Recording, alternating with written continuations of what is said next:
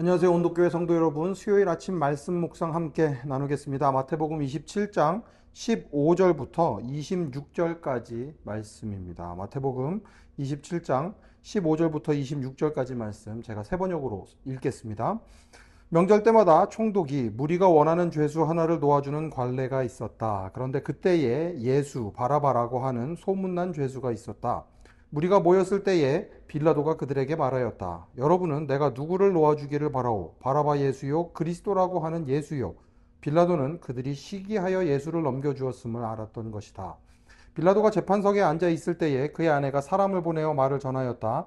당신은 그 옳은 사람에게 아무 관여도 하지 마세요. 지난밤 꿈에 내가 그 사람 때문에 몹시 괴로웠어요. 그러나 대제사장들과 장로들은 무리를 구슬러서 바라바를 놓아달라고 하고 예수를 죽이라고 요청하게 하였다.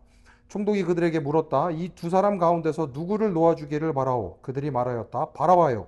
그때 빌라도가 그들에게 말하였다. 그러면 그리스도라 하는 예수는 나더러 어떻게 하라는 거요? 그들이 모두 말하였다. 그를 십자가에 못 박으시오. 빌라도가 말하였다. 정말 이 사람이 무슨 나쁜 일을 하였소? 사람들이 더욱 큰 소리로 외쳤다. 십자가에 못 박으시오.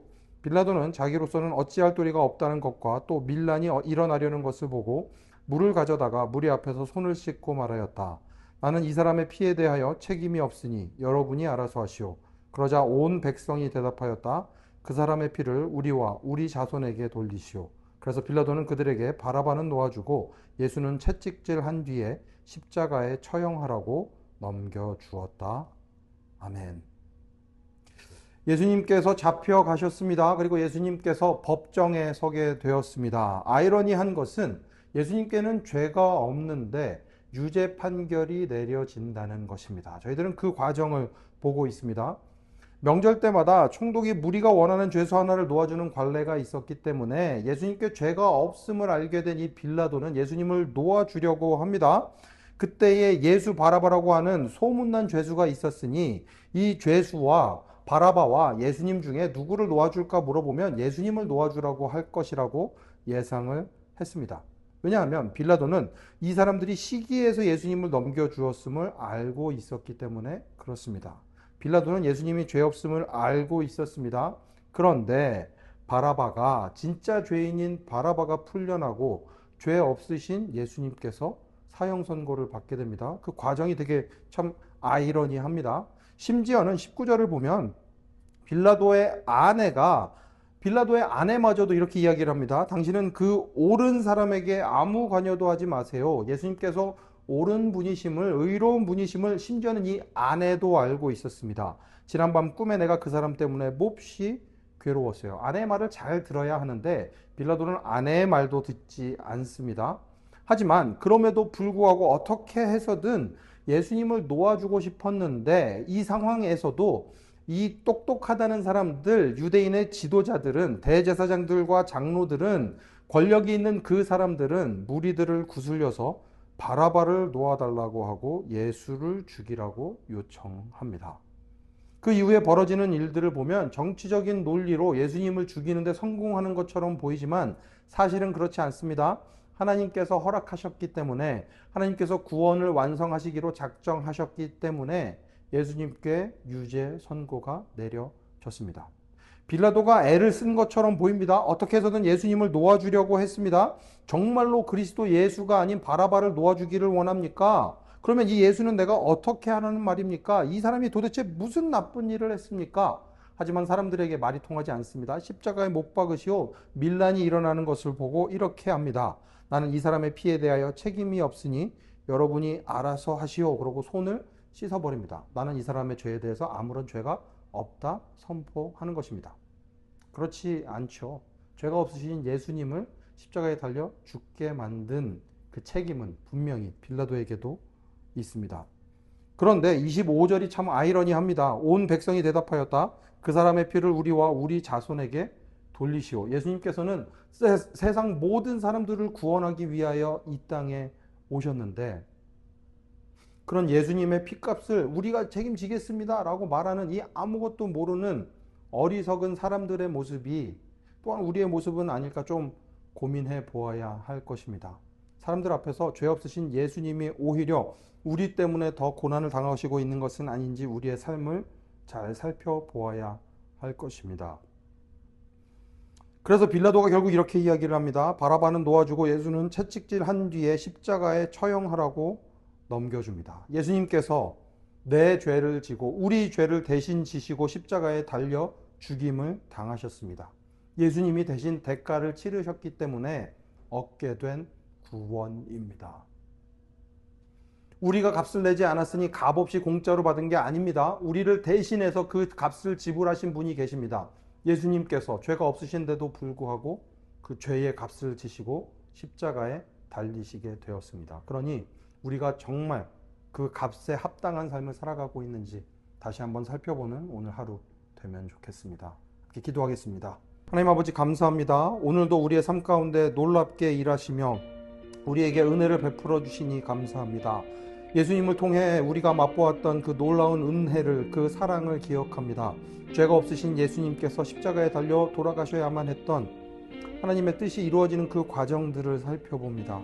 그 과정들 가운데에서 우리가 얻은 구원이 얼마나 값진 것인지 다시 한번 기억하고 그 구원에 걸맞는 삶을 살아가는 저희들 되게 하여 주시옵소서. 모든 말씀 예수님 이름으로 기도합니다. 아멘. 오늘도 예수님께서 흘리신 그 피값에 어울리는 삶을 살아가는 온도교회 모든 성도 여러분, 샬롬입니다.